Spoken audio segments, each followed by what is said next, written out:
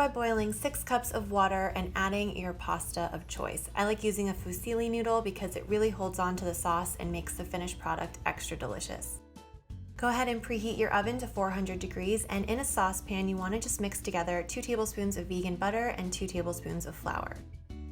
This is going to make a roux, and this is what thickens the sauce and makes it really velvety and silky and creamy. Then I like to add a little bit of almond milk at a time so that the liquid doesn't get really lumpy when it mixes with the flour and butter mixture. And then I'll add spices like salt, pepper, garlic powder, onion powder, and a pinch of nutmeg, which happens to be the secret ingredient. Once the sauce is thickened up, I'll go ahead and add a mix of vegan cheddar cheese and also vegan mozzarella cheese.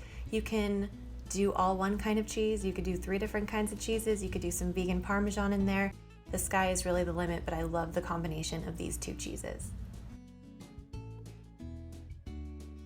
I like to reserve a little bit for the top so that I can put this in the oven and it kind of melts on top of the mac and cheese and gives it a really great little cheesy crust. I'll do a little bit more salt and pepper, pop that in the oven for 10 minutes, and when it comes out, you have this glorious concoction.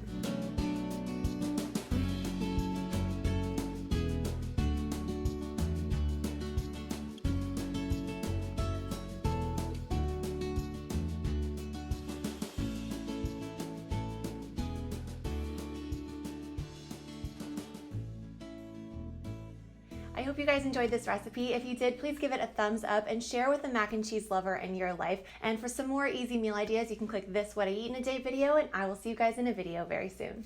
Bye.